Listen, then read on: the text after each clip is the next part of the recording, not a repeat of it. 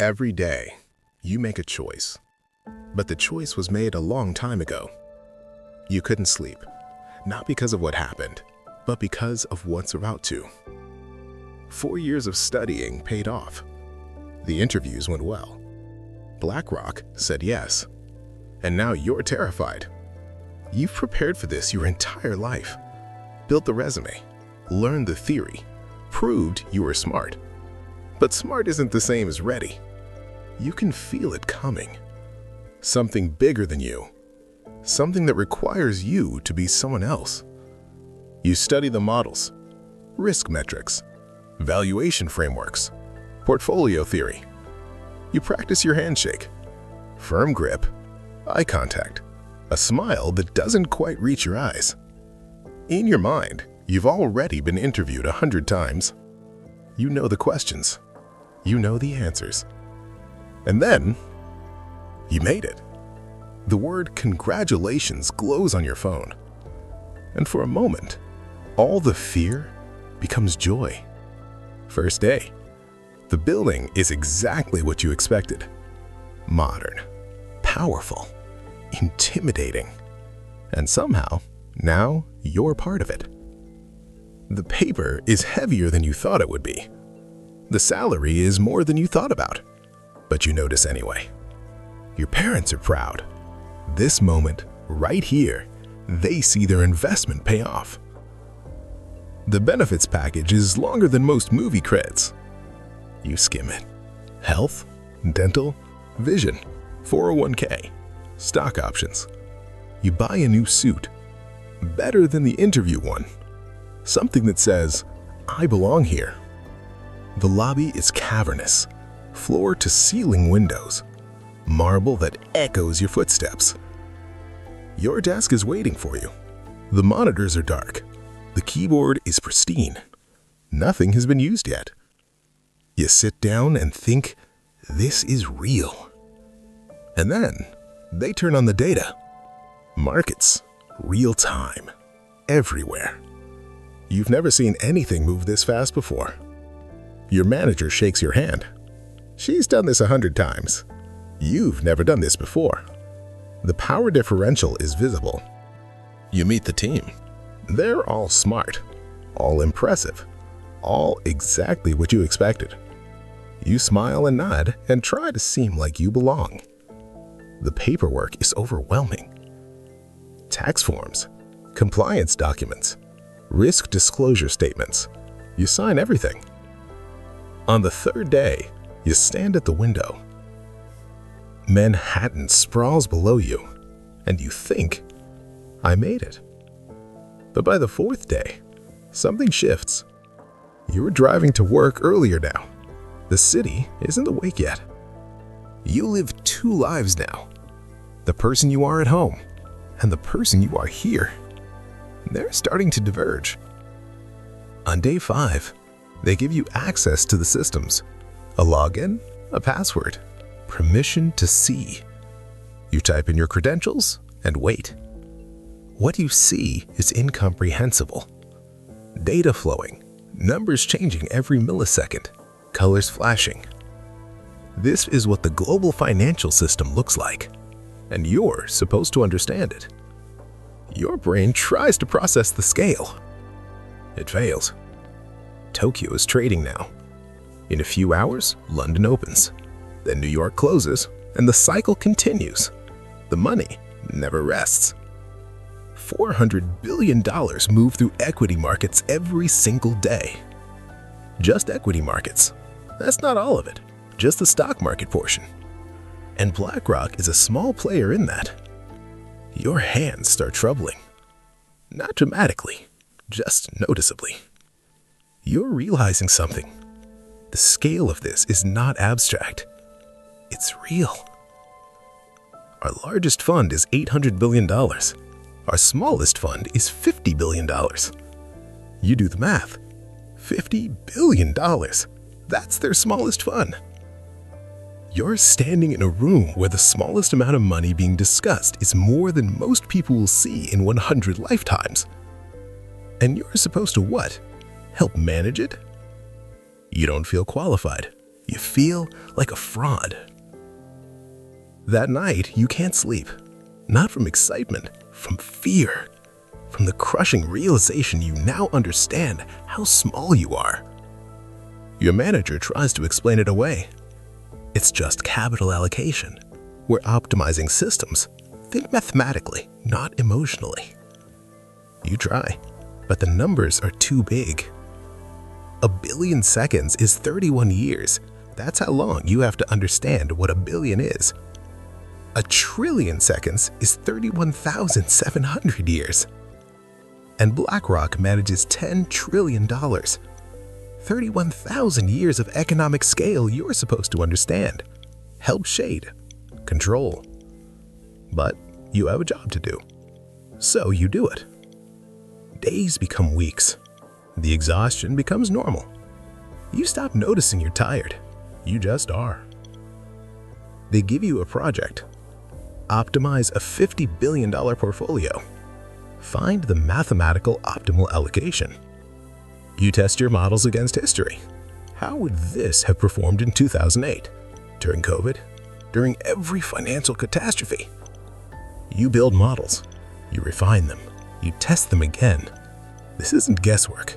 This is crystallized intelligence. Years of PhDs, decades of data. And then, it works. The models perform. They adapt. They succeed against historical crises. And you feel something. Pride. 2 weeks of work, thousands of simulations.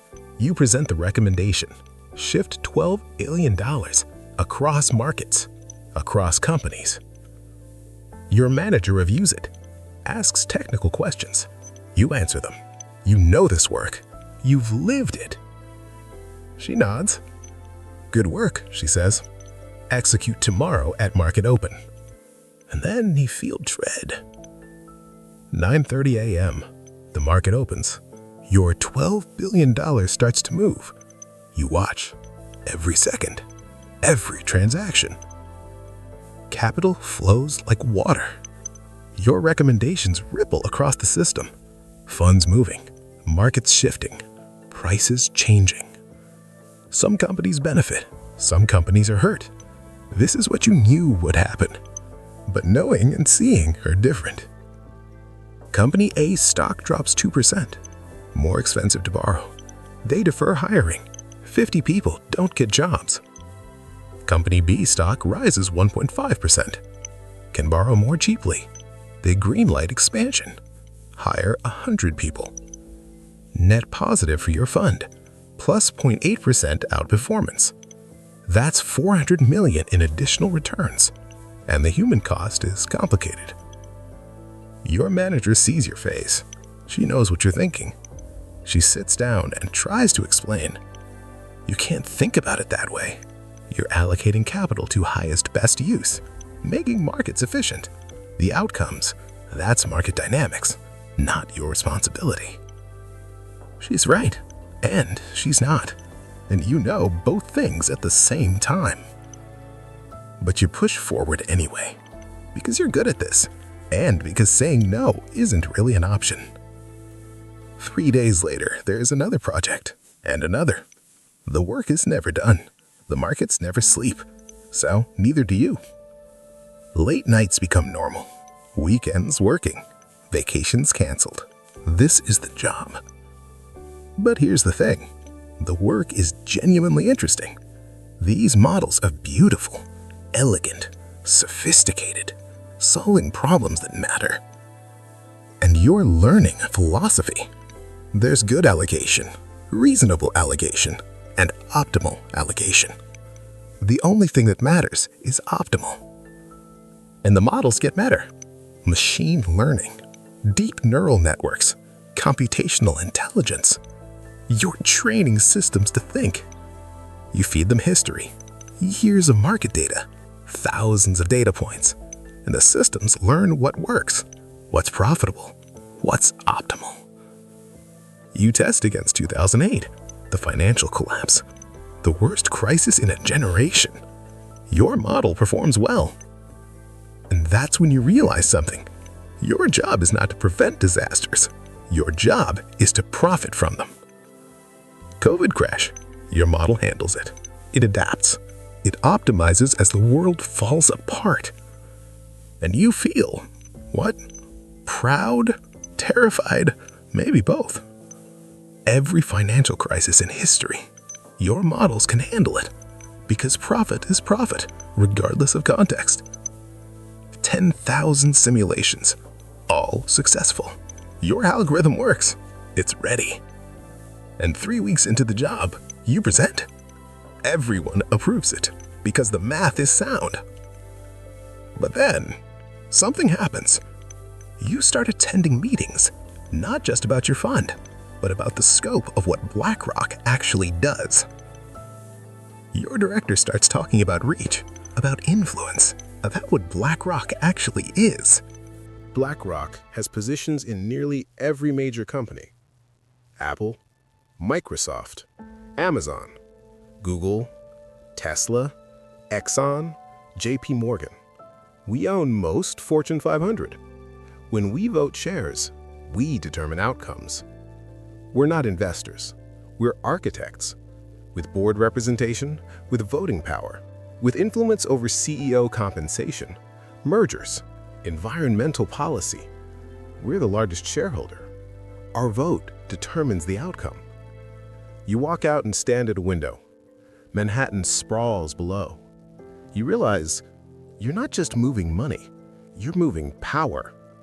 You start reading about your own company. BlackRock, Vanguard, and State Street are the big three. They collectively own over 20% of all public corporations in America. And articles like this exist.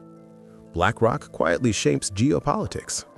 The hidden power of asset managers. How 3 firms came to own American corporations. When you Google BlackRock influence, there are thousands, all saying similar things.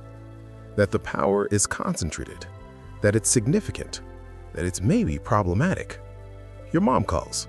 She asks how work is going, and you don't know how to answer. Because what do you even say? I'm helping shape global markets? I'm participating in a system that concentrates power? I'm comfortable because it's interesting and the money is good. You look at your own work with fresh eyes. The models, the recommendations, the consequences. You try to reconcile that it's all legal, ethical, professional, and that it feels wrong. You start reading about capitalism, about wealth concentration, about financial power. You read Piketty. You read about the 1%. You're part of the system. And you ask yourself, if I'm optimizing for returns, who benefits and who pays the cost? The top 10% owns 70% of wealth. The bottom 50% owns 3%. And these ratios are getting worse, while your industry explodes. Wage growth? Flat for 40 years. Financial sector growth? Exponential. The system you're optimizing is optimizing inequality. And here's the trap. You care about climate change, labor rights, fair housing, but you work for a firm that invests in all the problems you care about. Not because it's evil, because it's profitable. And profitable is what matters. You tell yourself, active ownership is better than divestment. By owning shares, I have influence. I can push for better practices. And it's true, and also insufficient, because the system is designed to concentrate wealth. And you're helping it do that, even as you work to make it slightly less destructive. And one day you stop trying to separate them. You're both, a person who knows exactly what's happening and participates anyway. Years pass. You get promoted. Your salary increases. You get a nicer apartment. You buy expensive things. Your life restructures around the job. There's no work-life balance, because work is life now. You cancel vacation plans. You miss your friend's wedding via Zoom. A relative passes away. You attend the funeral, but you're on your phone. This isn't melodrama. This is normal. The hours are brutal, but the compensation makes it survivable. And somewhere inside, there's a sense of importance. You're not just working, you're essential. Markets are open, capital moving. Your decisions matter. Your presence is needed. That's addictive. But there's another cost, and it's quieter. You're reading late at night. Books on your nightstand. Piketty, Chomsky, books about power and systems and complicity. An intellectual crisis developing. And you ask yourself, is the system I'm optimizing actually optimal? Or is it optimal for people who already have capital? And the answer you come up with isn't comforting. The top 10% owns 70% of wealth. The bottom 50% owns 3%. And these ratios are getting worse, while your industry explodes. Wage growth? Flat for 40 years. Financial sector growth? Exponential. The system you're optimizing is optimizing inequality. 2 years in, something shifts. Not dramatically. Quietly. You succeed by every metric, but success feels like emptiness. You have offers, paths you can take, a hedge fund, a tech company, a nonprofit. You think about leaving, seriously, and then you do the math. The salary increase, the apartment, the lifestyle, the financial entanglement, and you realize, I'm trapped. Not trapped by evil, trapped by love, for the money, for the work, for the identity. And you don't leave because the reasons to stay are real and the reasons to go are abstract. The money is real. You can pay off your student loans. You can help your parents. You can save for a house. That matters. The work is genuinely interesting. Building models that navigate trillions, solving optimization problems at global scale, intellectually stimulating, using the best parts of your brain. That's addictive. And you have power. Not power over people. Well, sort of, yes. But power to matter. And humans are wired to want to matter. Leaving wouldn't fix it. If you quit, someone else takes your job. Maybe less thoughtful. By staying, you can be aware. Vote proxies responsibly. Push internally. Be a check on the system.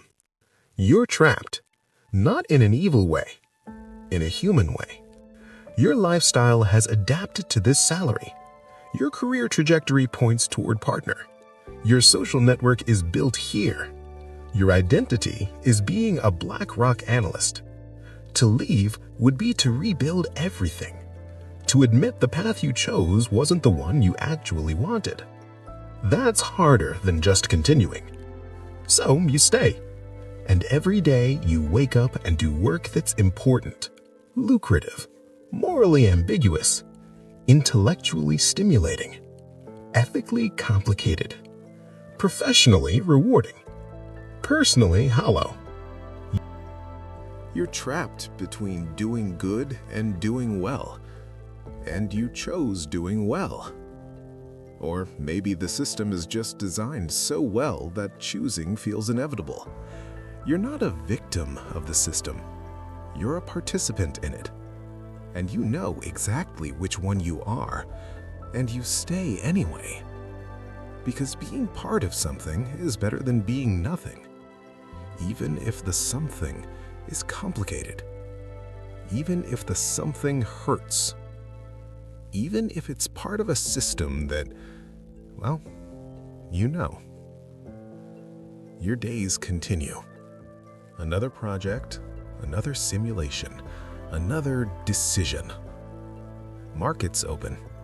You watch. Numbers flow across screens. $12 billion here, $400 million there. Someone somewhere gets hired. Someone else doesn't. You see the data. You don't see the people. Evening comes. You leave the office. Back to the apartment. The other life. The one you barely live. Alone at the table. Scrolling news. Market analysis. Quarterly earnings. You check work email. Another alert. A position moved. Something needs your attention. It's past midnight. You're still thinking about tomorrow's markets. Asian markets opening soon. Sleep doesn't come easy.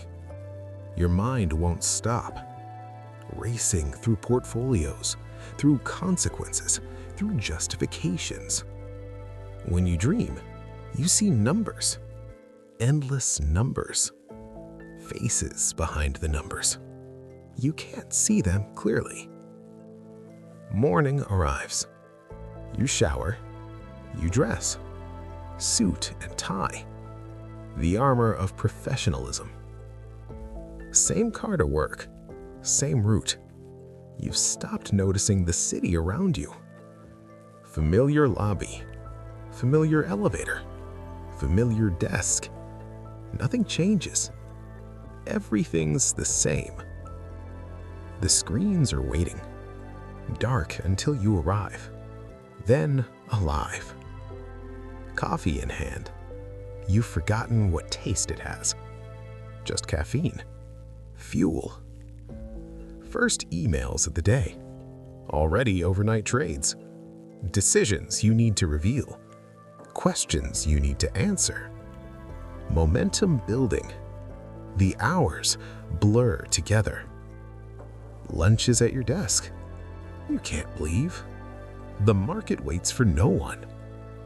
Afternoon brings decisions, allocations, recommendations. The work continues. The clock becomes irrelevant. When did it get dark outside? You didn't notice. Colleagues leave, one by one. You stay. Someone always stays. The office empties. You remain. The screens glow. You glow. Night shift mentality. The markets never close. Neither do you. Notifications, alerts, reminders. The outside world has needs too. You see them. You don't respond. Your attention is elsewhere. 3 a.m. is the worst time.